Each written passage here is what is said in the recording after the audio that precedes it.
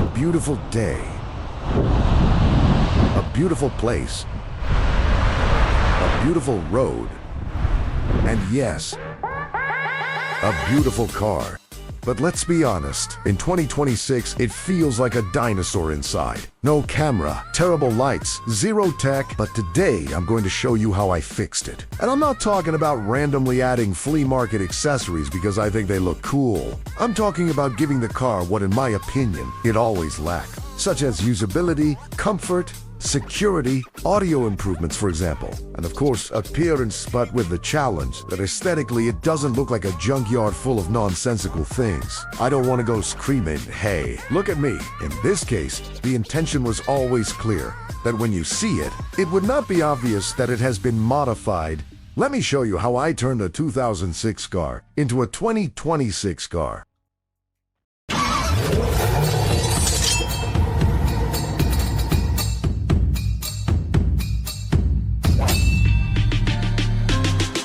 Nowadays, it is practically mandatory to have a dash cam, since unfortunately and more, people drive raging all the time.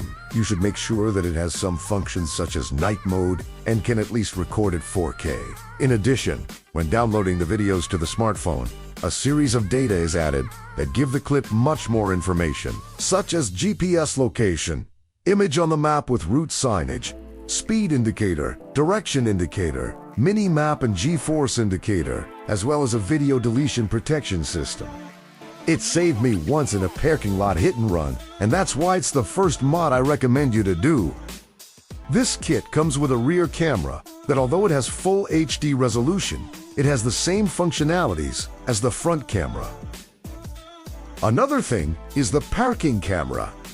This is specific for Japanese cars, as its anchorage and size fit perfectly into the gap.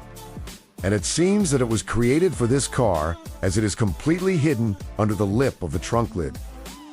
While it is not a modern camera with things like 360 degrees view or 3D laser scanners, heat sensors and everything like a Predator, it does the job perfectly.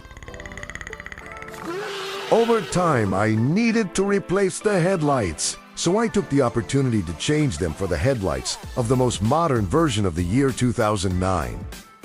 This car did not have fog lamps as standard, but I think they are an aesthetic success. But functional, of course.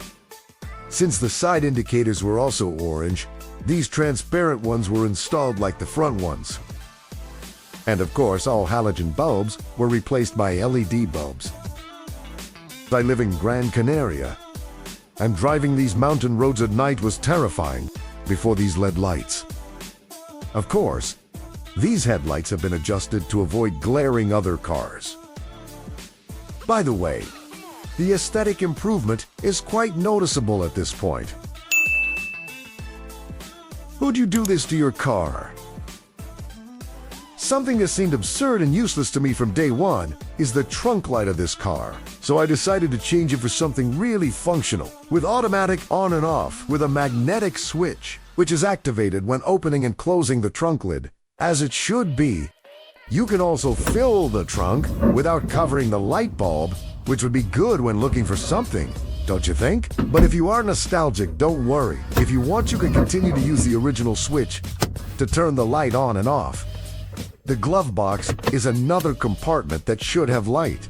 It is necessary, and it also improves the usability of the car. So I repeated the same system as in the trunk, but not happy with that. I also added it to the central armrest, which I will tell you about later, although I can tell you that it is a game changer in this car. As I mentioned at the beginning of the video, I wanted things to make sense. So these lights only work when the car light is on, which seemed logical to me. So you don't have to worry about your glove box being left open and on all night, draining the car battery and having a damned morning next day. Am I over-engineering? What do you think? And now, let's move on to the fun stuff. Whoa, nice headers. Yeah, well, you'd like to, Megan. But no, not really. Not big changes has been really made here. So just as a preventive and as a recommendation of many owners of this car model, I have simply replaced the coolant tank with a new one since it was starting to yellow. And I have added this aluminum strut bar, which, although it is somewhat flexible, if you are not going to put your car in a racing track, it surprisingly fulfills its function in, let's call it, illegal sporty drive. The springs have been replaced by shorter travel Eibach springs. It was mainly for aesthetics. In a car with such a small cabin, the audio section is often quite impaired. While the original equipment doesn't do its job too badly, improving it makes a gigantic difference, going from an acceptable sound system to an excellent one. Adding Bluetooth, Apple Car, and Android Auto, touchscreen, high-resolution sound, voice control and GPS, and many other features and sound configurations make a triple generational leap to a 2006 MX5. Of course, no good sound system can be without its good subwoofer boost. These types of solutions are ideal for small cars. And don't trust its size. This little 150-watt powered box really feels. You can also control it with this perfectly hidden but accessible remote. To finish with this improvement, it is essential to change the speakers and their wiring, at least the front speakers, and if possible of separate ways. These ground zeros really make a difference compared to the original ones. Overall, this change has meant a more than excellent improvement, and I'm not talking about power, but in quality in the sound, also adding what was obviously missing, a very good bass. Jokes aside, the audio is now on another level. But usually, the most interesting part when we get into a car is the overall interior appearance. Details, materials, etc. This project seeks to keep the look as close as possible to something from stock. So, original elements have been used, and an improvement has been made. Like the steering wheel, gear lever, and handbrake, all of them have been reupholstered with a combination of smooth and perforated leather with ruby red stitching, as well as their corresponding dust covers. There is no sports car that does not have carbon fiber elements, but due to the absurdity of its price, I have opted for this imitation vinyl that is one of the best I have seen on the market.